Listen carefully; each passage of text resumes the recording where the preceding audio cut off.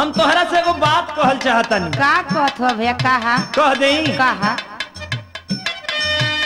भौजी कम लगावा लइकन के बजरिया ना।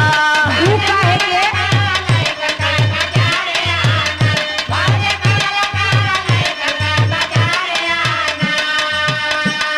पूछो तारू काहे के? हाँ हाँ बतावा। रहिया चल भैया के लड़ टंगरिया ना।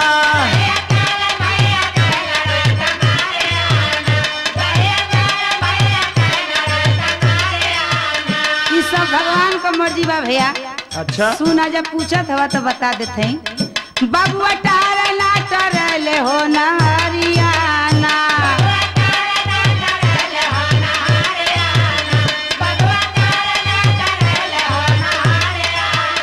लइका ओतने होई है जतनी तक धीरियाना। अच्छा और का भैया ई सब किस्मत का बात बा।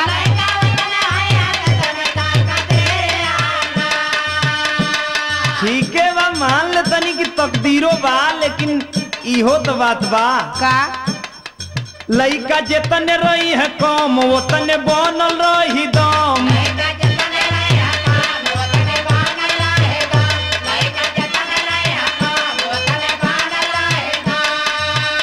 लइका कम रही हाथ हंसी घर बखरियाना। बुझाई? बुझा गई। सुना हम बताइला बे। सुना ए सुनावा, बबुआ सुनावा। अगर हमार बस चले ना तो क्रिकेट का टीम तैयार कर दी हो। अरे बाप रे और बाप। का सुना केहू लइका बिना तर से रातों दिनों अखिया बरसे। समझ में आई? हाँ कितना ईख पातर पूजा जात हवा लइका बदे। ओजा सोखा कुल पूजा वाला चहुरियाना। अच्छा अच्छा। और का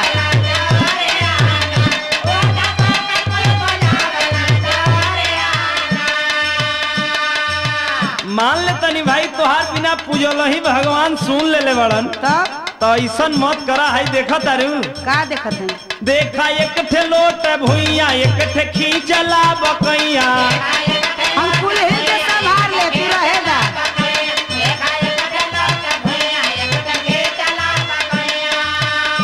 एक ठे सुत के भौजी रोव पलंगरियाना।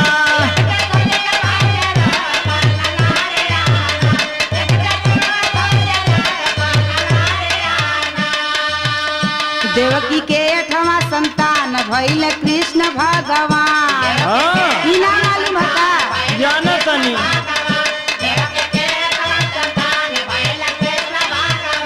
ऊना रात के छोड़ावत त करियाना।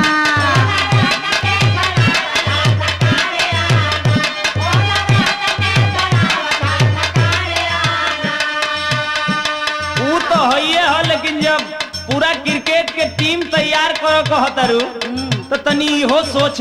हाँ, लइका रही है एक दर्जन आई कहवा से भोजन। सब आ जाए तू चिंता मत करा।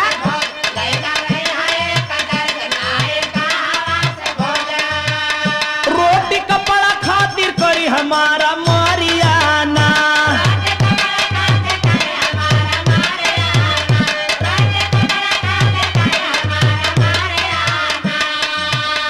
भीष्म गंगा के दुलार 8वां गर्भ से अवतार। अच्छा और कई कुल बात तो के ना मालूम है?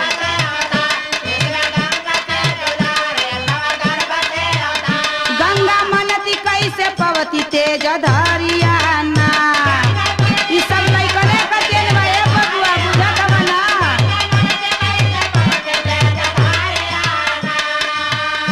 अरे भाई तो उ राजा महाराजा रहलन लोग आ हमनी के गरीब आमदी है जा। हमनी के तो सोचे के नु पड़ी।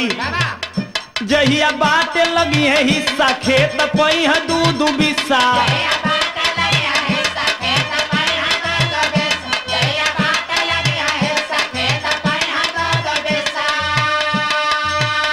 कहवा बिया डली है कहवा छिटी है चरियाना।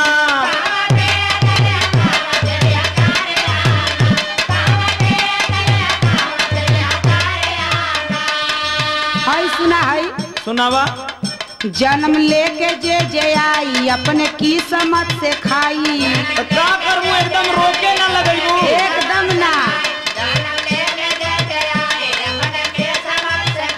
केहू किसानी करी केहू करी नौकरिया ना।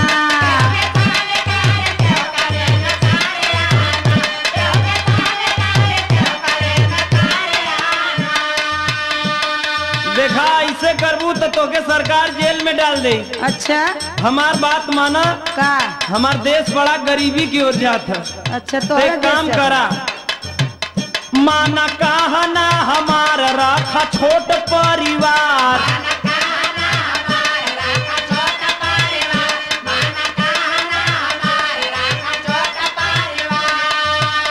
भारी जनसंख्या से बढ़ भूख मरियाना। एकदम मुँह चौथावे हवा का।